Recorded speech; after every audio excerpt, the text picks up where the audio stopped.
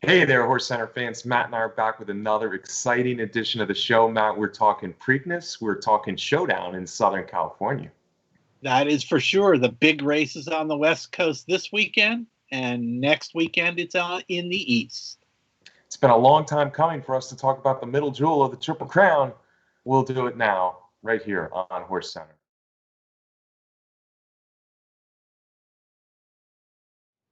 Welcome to another edition of HorseCenter, everyone. I am Brian Zipsy, and as always, I have the excellent pleasure of being joined by my co-host to the East Coast. That's Matt Shipman. How are you today, Matt? I am good, Brian. It's good to see you again at HorseCenter.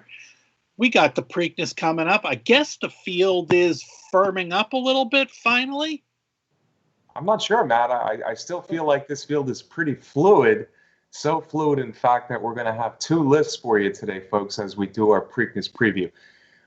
We have about 10 horses that we think are probable, that are almost assuredly going to go as long as all goes right in the next 9 days. But then we have another 5 horses, Matt, or so, that are pretty possible at this point, meaning we're not sure if they're going to go. They're certainly considering the Preakness, but that's where we are 9 days out.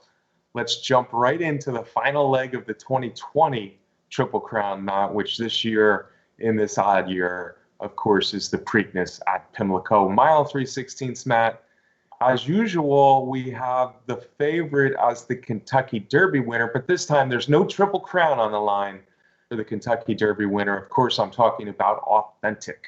Yep, no Triple Crown, not 2 weeks. We got a month in between races, so I don't know if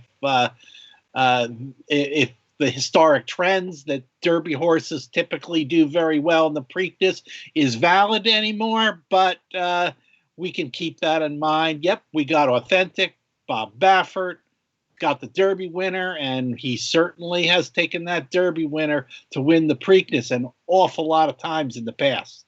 Yeah, Baffert's been good at it, but as you say, in years past, it's two weeks. This time it's 4 weeks. I don't think that's a negative to Authentic, but maybe that's a positive to a few other horses. Although a bunch of these horses will be horses that were not in the Derby, Matt. One horse who will not be in the Preakness, and I think it is probably the biggest Preakness news of the week, was we found out that Tiz the Law will not be taking another shot at Authentic after running a good second to him in the Kentucky Derby. Trainer Barclay Tagg, I think, won the conversation, let's say, with Saratoga stable managing partner Jack Knowlton about running the Son of Constitution back in the Preakness in between the Kentucky Derby and the Breeders' Cup Classic. Matt, what do you think? Yeah, I guess that's the way it played out in the media and in social media, but I don't know. As I said before, I don't think that Tiz the Law was ever going to make it into the Preakness, particularly since he didn't bounce back out of the Derby quickly and is just now getting his legs back under him. They're going to go and train up to the Breeders' Cup Classic. He prefers a lot more time in between starts. So that's going to be a big race. So I'm not surprised about Tiz the Law skipping the Preakness. Okay, I'm a little dubious. I wonder if there's a little trainer speak going on there as far as Tiz the Law bouncing back, whether he was a little tired or a little stiff after the Derby. I don't know, but that's what they said. And if that's the case, of course, it seems like a great decision to skip the Preakness.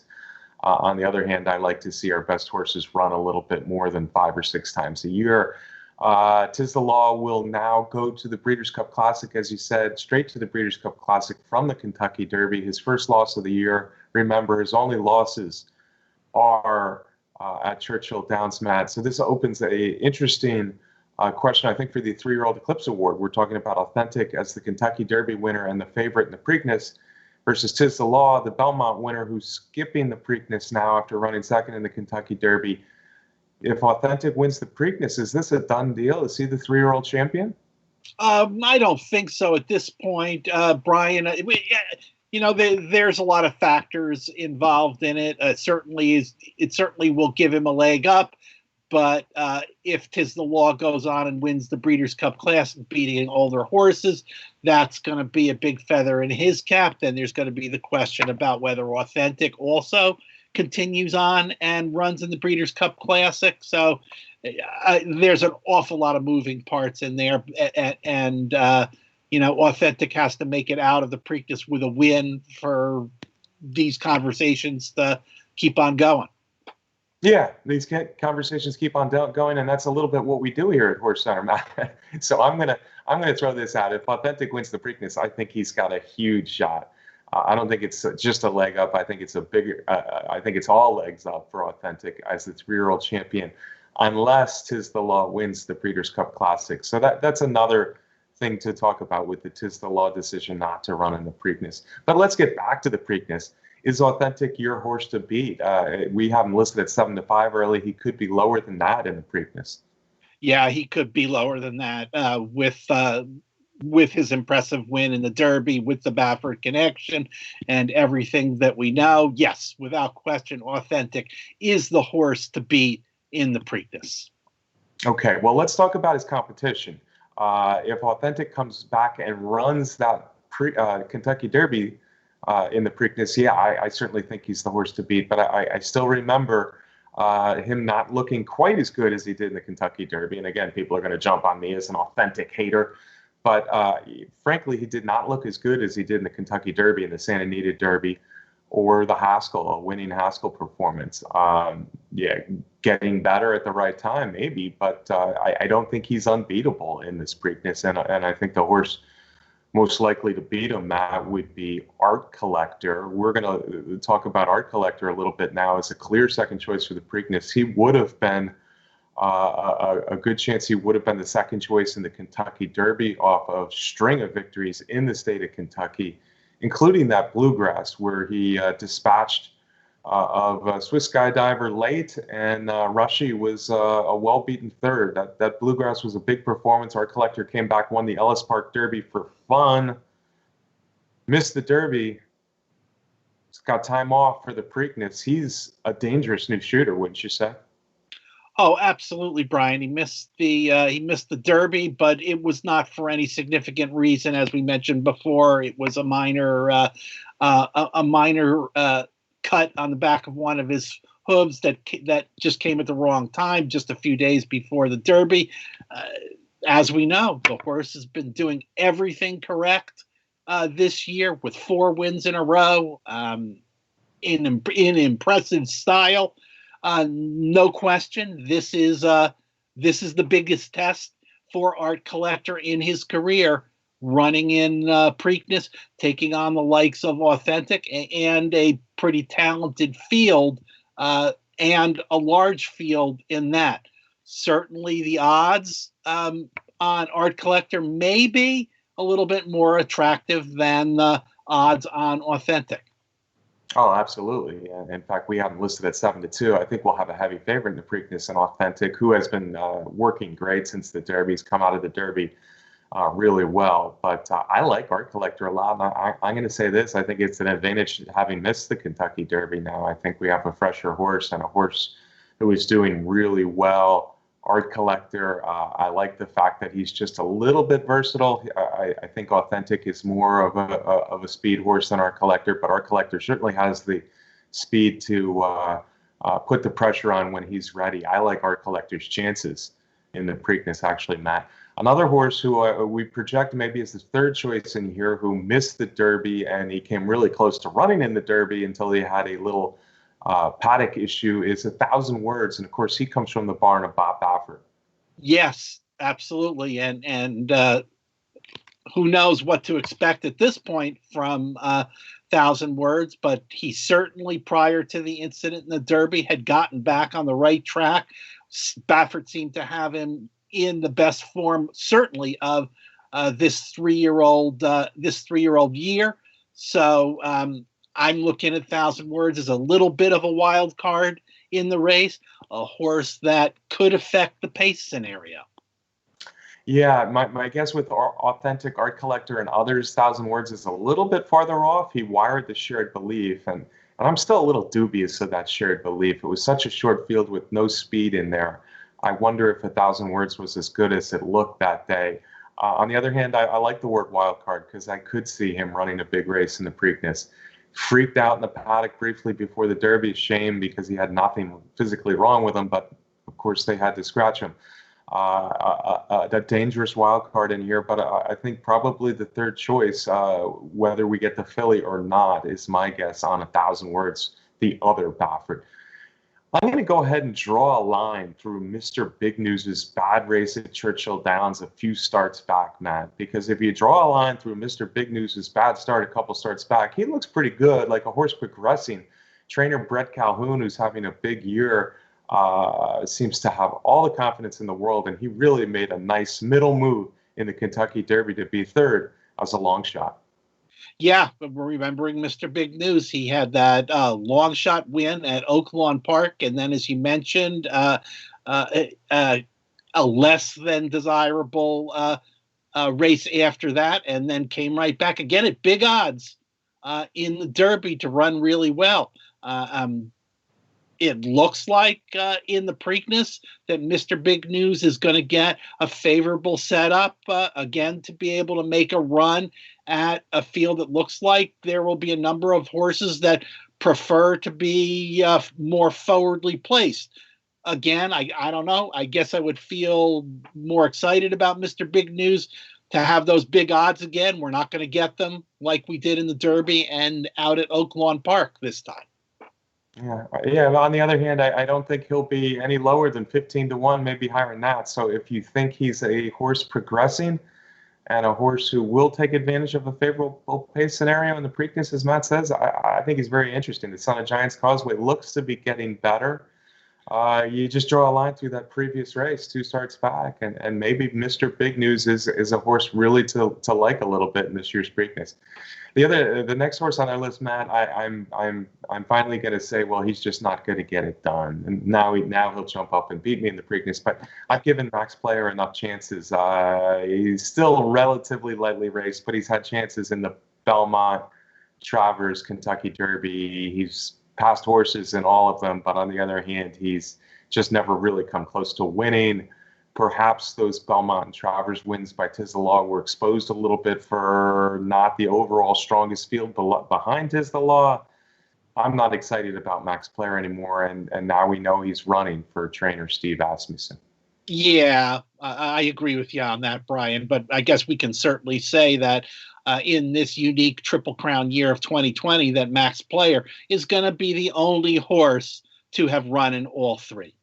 Yeah, and perhaps he'll get another check, which is it is saying something nice about the horse to have run in all 3 legs, as it looks like he will. Another horse from the Steve Asmussen barn, a little lightly raced as well, Pneumatic, Matt. Pneumatic had a shot in the Belmont, came up a little bit short in the stretch, was 4th there, but then came back with a decent win at Monmouth Park, and now he's been freshened just a little bit, pointing specifically not for the Kentucky Derby, waiting for the Preakness. Yeah, and let's remember that he was 4th in the Belmont Stakes, and then, as you mentioned, went on to win the Pegasus at Monmouth Park, which was one of the new Derby Trail races that was added on this year. Another one of these horses that likes to be close to the pace or pressing the pace. Maybe out of the 3 Asmussen horses that are in the field, this might be the one that I like best. Yeah, I think I'm going to agree with you there. Of the 3 Asmussen horses, this one might still have the most upside. On the other hand, he had a couple chances, including the Mount win, and couldn't quite get over the hump.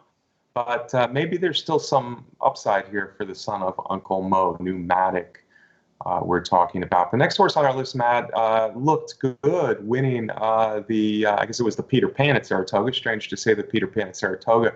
But Country Grammar came up the rail to win the Peter Pan.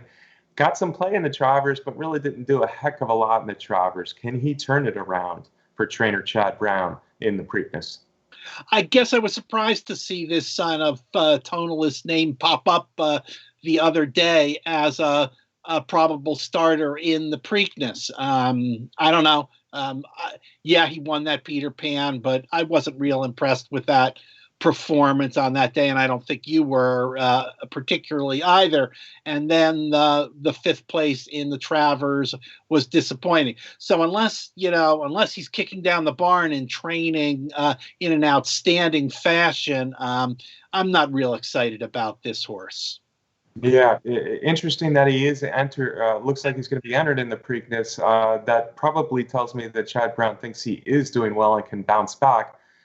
But on the other hand, yeah, neither of us thought he was really best in winning the Peter Pan. We thought Caro was the better horse that day, and then the Travers was certainly nothing to get excited about. So would take another step forward. Chad Brown may be adding to the decision. Chad Brown has had some success in the Preakness.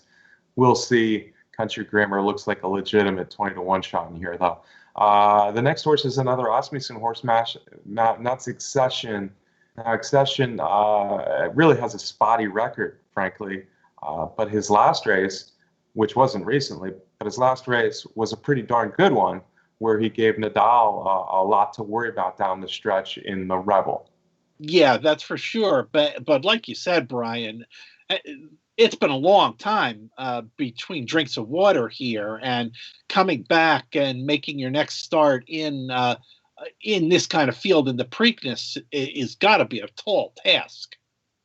Yeah. The one thing I will say about Accession, Matt, and there's something in the pedigree too, if it does come up a sloppy track in the Preakness, as it did in that Rebel, then Accession may be a horse you really take a look at. Other than that, I'm with Matt. It would be hard to recommend it. Live Your Beast Life, Matt. Live Your Beast Life looked to be going nowhere quickly a few months ago, but he had an awfully good Saratoga. Yeah, certainly did. For trainer Jorge Abreu, who learned his training chops working for Chad Brown, ran a really nice second in the Jim Dandy behind Mystic Guide. We'll talk a little bit about him coming up. I think the Jim Dandy turned out to be a pretty good race, and if in fact Live Your Beast Life is a horse who is getting better, and that may be the case for this talented young trainer, he's an interesting one to me at what is going to be a long price.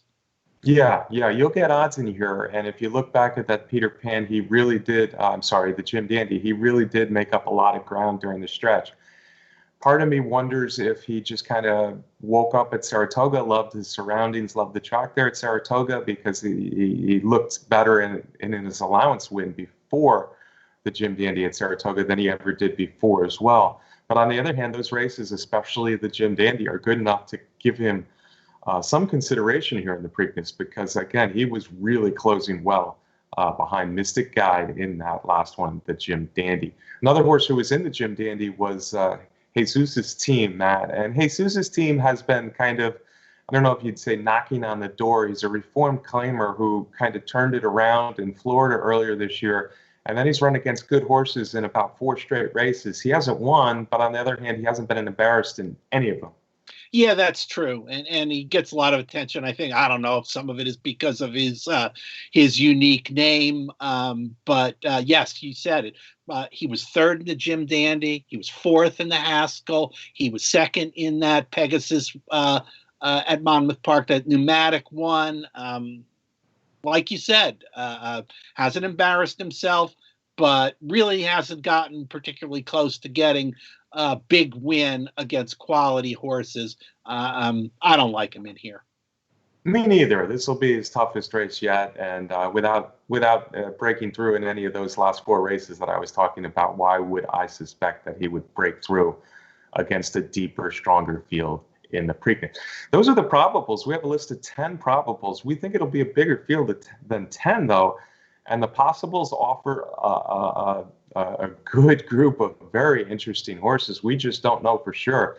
A lot of these connections are keeping it close to the vest right now, seeing maybe how their horse is doing right up until entry time early next week. So let's look at the possibles. And of course, we want to start with the filly, Swiss Skydiver. She has been just a revelation in her last 6 starts, 4 of them big wins, 2 very good seconds in her 2 losses. She's run at 8 different tracks. If she runs in the Preakness, it'll be her 9th different track in 9 races this year. Kind of a throwback filly for Ken McPeak. She knocked heads with Art Collector for most of the race in the Bluegrass before, so she has some experience against the males. McPeak has talked about running her at Ascot. He's talked about running her in the Kentucky Derby. And now he's talking about, maybe more seriously than ever, talking about running her in the Preakness.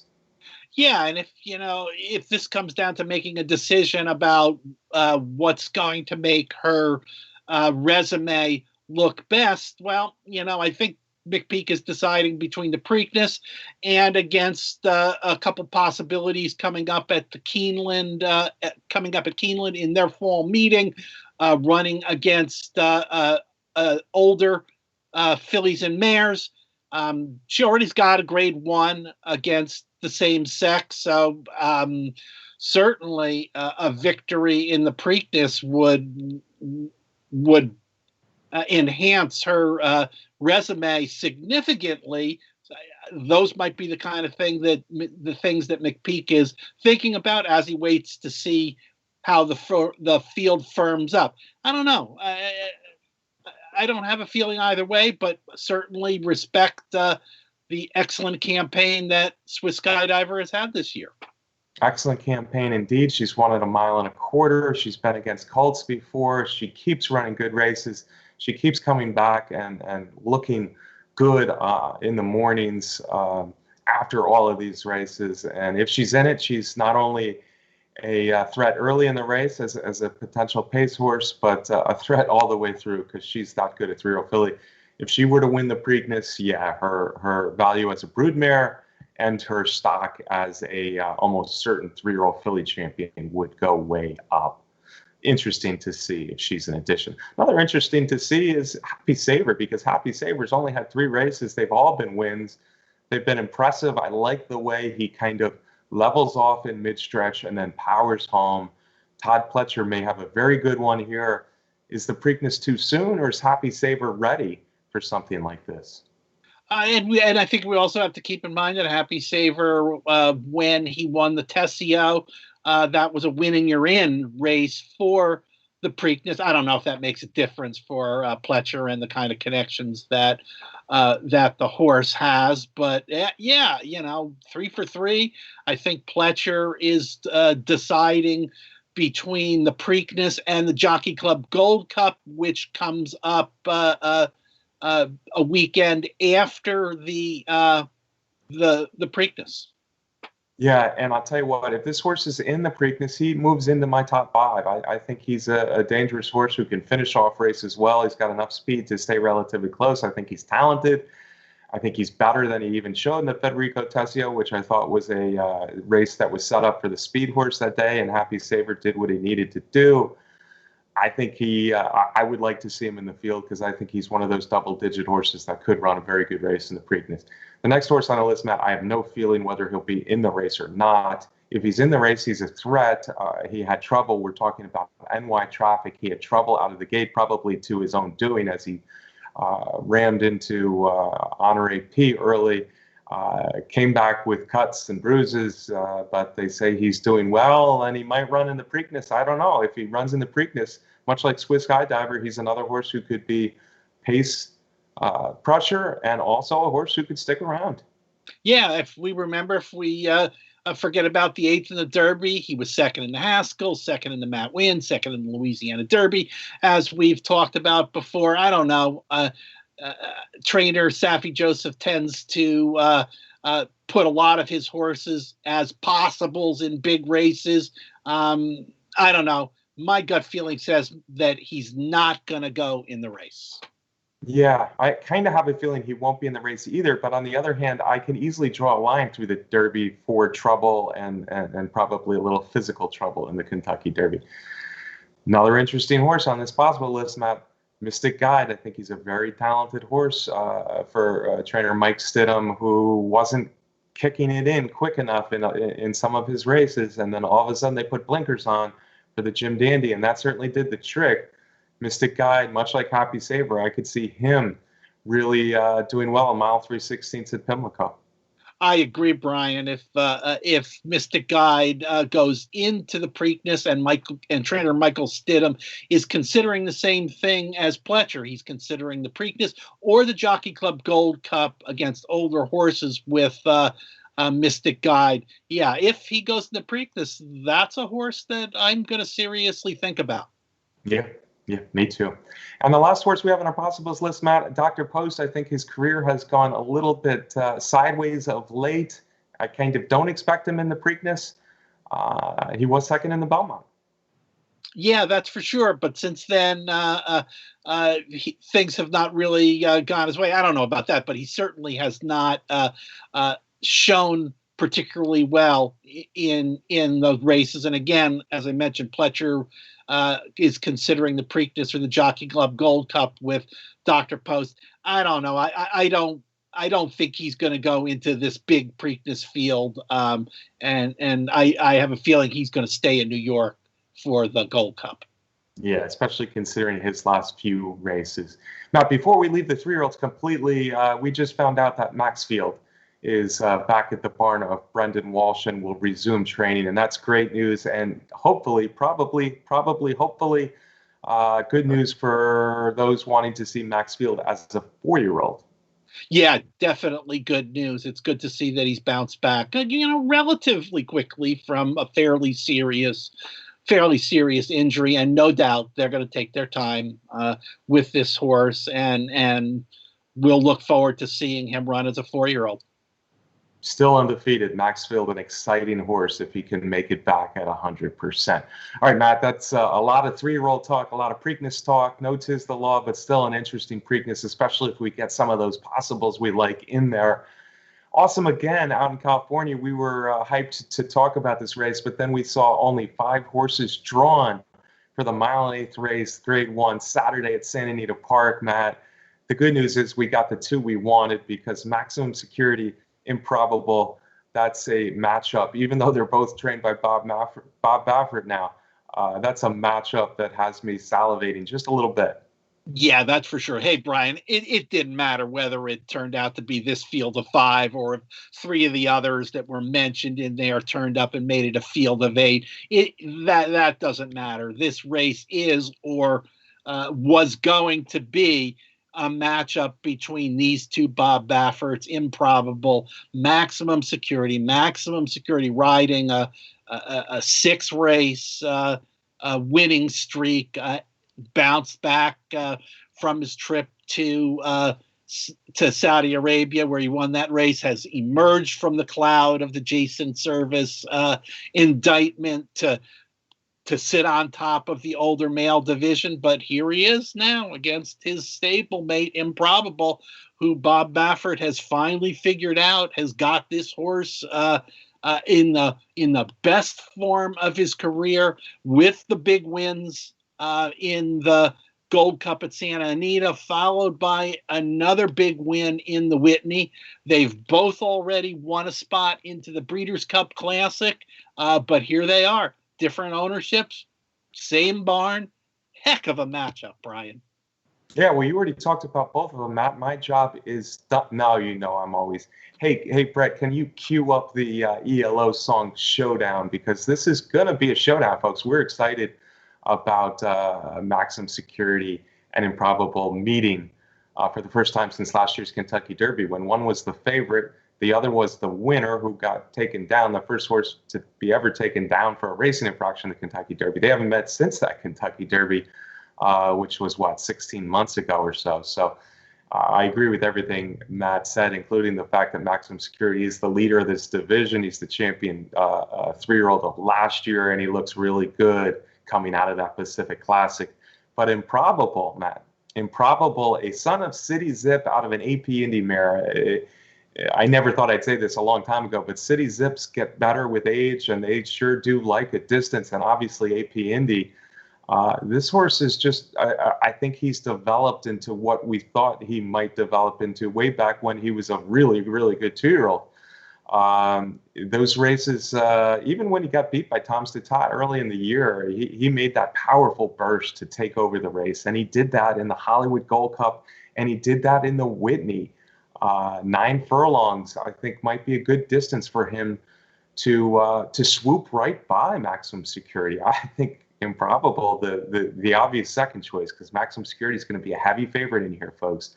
I think Improbable has a big shot to beat him because he's got such a quick burst, and that might be the kind of burst that can get by Maximum Security as they straighten out, and that'll be awfully hard for Maximum Security to run him down. The other 3 horses in the race, by the way, all have speed. Midcourt doesn't always show it, but Midcourt has speed if he wants it, and he ran a much better race when he did show speed in the San Diego 2 starts back than his Pacific Classic last time. Sleepy Eyes Todd might be a bullring wonder, but he is never been better, and he's got a lot of speed. And Take the 101 is a nice Calbred who probably has no chance in the race, but he also has speed. So 5-horse field with a lot of speed. I think Improbable's last early and maybe first late, Mr. Schiffman. Yeah, I don't know when you said that Improbable was going to be last. I don't think he's going to be very far away from Maximum Security. And I don't know, Brian, somehow if Improbable is on the top of his game again, and we know Maximum Security always shows up, somehow I'm not sure who's going to win it, Brian, but these two are going to have a ding-dong battle down the stretch at Santa Anita. Yeah, I like it. And the more I look at Improbable's races this year, the more I like him, and the more I'm considering him a real threat to be a champion this year and a Breeders' Cup Classic winner. But first things first, awesome matchup in the Awesome again. It'll be interesting to see how the pace develops, because obviously Improbable does have speed. So it's bizarre of me to say he'll be last early. But looking at the field, I do think he will be last early, Matt. But yeah, we're talking 3 or 4 lengths behind the leader. So that kind of last early in this compact field. I just like that burst of speed he has. And hey, maybe Maximum Security wins this and wins the Breeders' Cup Classic and is ushered off as a great champion that he very well may deserve to be. But I think this is a nice spot for Improbable, and with the differential and odds, I'll be trying Improbable in this one. A question for you on this race, Matt. Is the winner of this race the Breeders' Cup Classic favorite? Oh, without question, Brian. No, even if Authentic wins the Preakness and goes into the Breeders' Cup Classic, Tom's Day Todd. Oh, without question, Brian. If Improbable or Maximum Security win this race, they will be a big favorite in the Classic. Oh, yeah. There's still things to be said here. Tom's Day Todd, Tis the Law is still well liked, and as you said, Authentic. But I agree. I think another good win by Improbable gets him to be the favorite, and I think Maximum Security wins this. He's the Breeders' Cup Classic favorite as well. These are 4-year-olds for Bob Baffert. We just found out the game winner, another 4-year-old former champion, has been retired. Matt hasn't run since the Los Al Derby, so it came as no surprise. But Will Miss game winner, who was a really talented horse, another talented horse from the barn of Bob Baffert. And finally, Matt, let's do a shout out to Starship Jubilee, that excellent 7-year-old mare going up to Canada, where she used to be based. She's a Canadian Horse of the Year from last year, beating the boys in the Woodbine Mile. Yeah, what a performance. And we had talked about that Woodbine Mile last week on the show, that it had an interesting kind of field for the $1 million purse. But you are right. Starship Jubilee, what a game. Philly went up there and put a whooping on the boys.